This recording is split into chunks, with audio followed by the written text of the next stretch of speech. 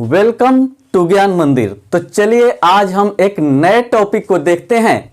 बचपन से हम लोगों ने सुना है या देखा है कि किसी भी संख्या को जीरो से गुना करने पर जीरो ही आता है। जैसा कि यहां देख रहे हैं आप कि 1 into zero equal to zero, 2 into zero equal to zero, 3 into zero equal to zero and so on. और इस तरह से अगर x को भी जीरो से गुना किया जाए तो जीरो ही आएगा। यानी कितना भी बड़ा से बड़ा नंबर हो, अगर उसे हम जीरो से गुना कर दें तो जीरो ही आता है। लेकिन ये कैसे आता है, क्यों आता है, इस पर हम लोग आज विचार करेंगे।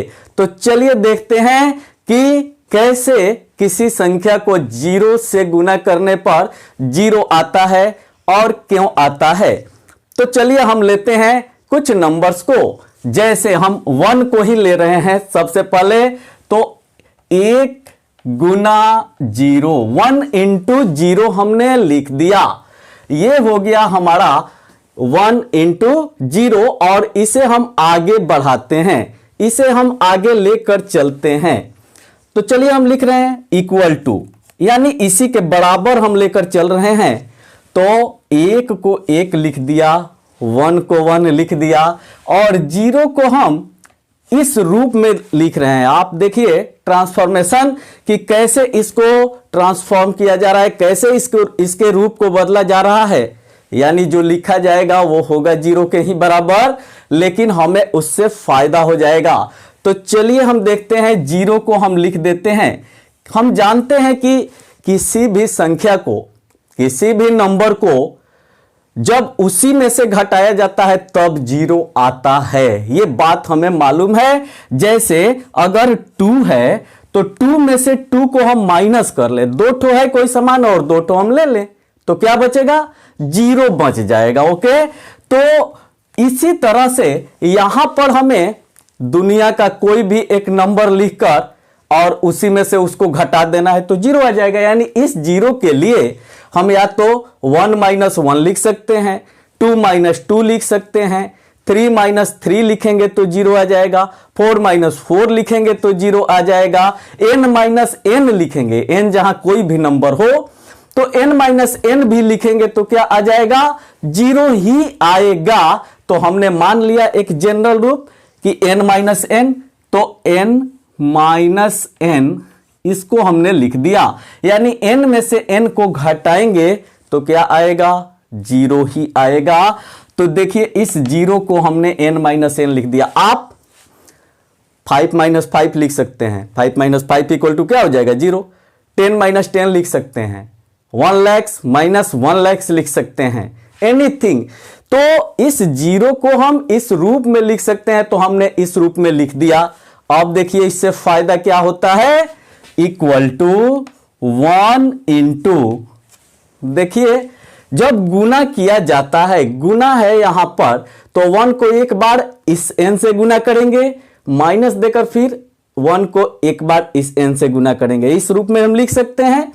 तो चलिए यहां पर हम देखते हैं इसको, 1 से एक बार यहां मल्टीप्लाई और 1 से एक बार यहां मल्टीप्लाई हम करते हैं। ये दोनों मल्टीप्लाई किया जाएगा, ठीक है। तो क्या होगा इसे देखें, तो 1 को n से मल्टीप्लाई करेंगे तो 1 n जाओ n, ठीक है।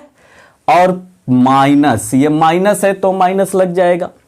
फिर 1 को n से मल्टीप्लाई करेंगे तो फिर आ जाएगा आपका n। और जब n में से n घटेगा तो क्या आएगा, जीरो, इक्वल टू जीरो। यानी 1 को जीरो से गुना किया तो क्या आ गया, जीरो। ऐसे ही 2 को लेकर चल सकते हैं, 2 को हम लेकर चल रहे हैं, 2 इंटू जीरो, यानी 2 गुना जीरो हम कर रहे हैं। और तब भी वैसा ही कुछ देखेंगे। तो यहां पर हम थोड़ा सा दूसरा यहां पर नंबर कोई देकर के हम देख लेंगे। तो 2 गुना, मान लीजिए कि 5 हमने लिया, तो 5 माइनस 5, यानी इस जीरो के लिए हमने 5 माइनस 5 लिख दिया, ठीक है। तो 2 गुना 5 माइनस 5 लिखा। अब 2 को एक बार 5 से, अब फिर 2 को एक बार 5 से गुना करेंगे तो ये क्या हो जाएगा, 10 2 5 जा 10 माइनस 2 5 जा 10, 10 माइनस 10 क्या आ गया 0। अब इसी तरह से बढ़ते हुए आप किसी भी नंबर को 0 से मल्टीप्लाई करके और प्रूव कर सकते हैं कि उसका वैल्यू क्या होता है 0 ही होता है। अब हम x वाले को लेते हैं, यहां लेते हैं हम x गुना 0 और इसे आगे बढ़ा रहे हैं बराबर x गुना ये 0 को हम कोई भी नंबर आप बोलिए हम लिख देते हैं, कोई भी नंबर बोलिए 11 12 13 14 15 हम n मान लेते हैं कि इसको हमने क्या मान लिया फिर n मान लिया। अब माइनस कर दिए क्या चीज n। ध्यान यही देना है कि 0 कब आएगा, 0 तब आएगा जब एक ही नंबर में से वही नंबर घटाएंगे। जब भी किसी नंबर में से उसी नंबर को हम सब्ट्रैक्ट करते हैं घटाते हैं तो ये 0 आता है, तो हम यहां पर सब्ट्रैक्ट कर दिए यानी एक नंबर लिखकर और उसी में से उसी को घटा देना है। यहां हम संकेत के रूप में n और n दे दिए हैं, आप कोई भी नंबर ले सकते हैं। ध्यान रहे कि जो नंबर आपने लिखा उसी को घटाना है इसमें से, तभी ना 0 आएगा। तो ये हो गया आपका n माइनस n। अब चलिए आगे बढ़ाते हैं, x को n से गुना करेंगे तो xn आ जाएगा, माइनस का साइन है तो फिर हमने माइनस का साइन दे दिया। फिर x को n से गुना करेंगे तो ये क्या हो जाएगा xn, ठीक है। और ये xn और xn दोनों तो एक ही संख्या है। जब किसी संख्या में से वही संख्या घटाई जाती है तो आता क्या है 0। तो हम देख रहे हैं हर स्थिति में कि किसी भी संख्या को 0 से गुना करने पर क्या आता है 0 आता है। और उसका प्रूफ, उसका प्रमाण हमने देखा। तो आप दुनिया का कोई भी नंबर लेकर और गुना में 0 लिखिए और 0 को ऐसे बदल दीजिए ताकि वो किसी संख्या में से वही संख्या घट जाए, क्योंकि किसी संख्या में से वही संख्या आप घटाइएगा तभी ना 0 आएगा।